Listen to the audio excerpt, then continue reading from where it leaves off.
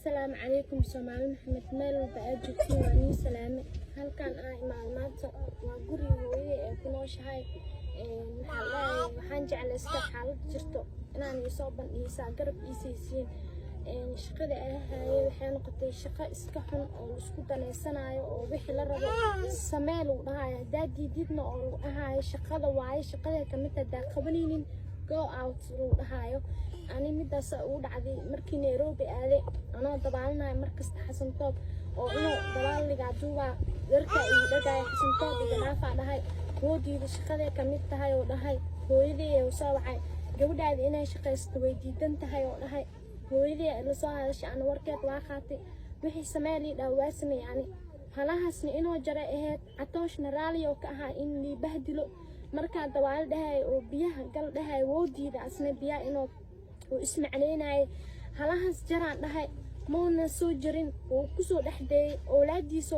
oo ka arka insha Allah awlaad uu qaba gabdho uu qaba Xasan Toob gabdhana way la dhashteen ishii Ilaahay wuu soo saari doonaa xayisiin walba asmeenayni wax ku shilin oo isii malahan waa cadow waa xaasib maxaa la dhahay xaqiigo cunay hooyadii waatana iska maskiina buushkaana iskaga nooshahay bishii waxa ku shaqayn jiray $100 bis $100 ani hataa ku shilay igama soo hareynin waalidka $80 siinaa $20 saar cuniga ka sacaano oo gadanay Xasan Toob baata ayareen oo ii geystay Ilaahiya ka weyn hooyadii waatana waxa ani maxaa la dhahay wax walba waxa u sameynaa hooyadii darteeda soo familkayga maxaa la dhahay ay ilmaheena waxay cunaan ee u helaan wax walba maanta adduunka qaali oo noqday anina waa awoodi waayay intaas ka badan haddana shaqadii maxaa la dhahay $100 ay hadda bahdilaadaas ay bilaabeen waa iskaga soo baxay oo waa ka soo dhamaaday shaqadiina Marbiyan dhahay sidaas aaga soo dhamaaday shaqada hooyadiina waa tanaada saxaabta soo dhawaada waxaa idinka codsanayaa gabadhayda aflagaadada baraha bulshada laga wareejinayo masabo ka socoto inay wax raalli ka ahayn ay ahayn waxaa waaye ninaa ku danaysanay ninaa ku shaqaysanay waxay taqaana ma laha meelay ka bixaysa ma laha intaas waxay wax u samaynaysaa maa wareeraha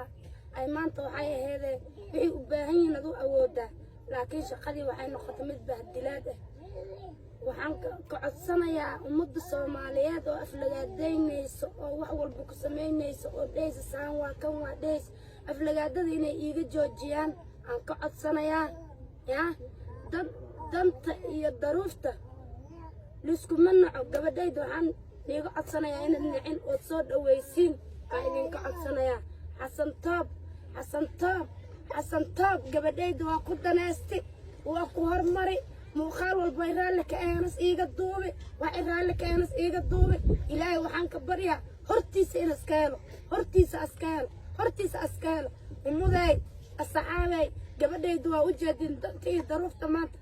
haysato waa u jeedin hortiisa askaala Xasan Toob gabadhaydu muuqaal walba meel walba wadan walba iiga gee hoteelo baraagiyaas iiga geli Ilaahay waxaan kaaga baryaa Xasan Toob hortiisa ka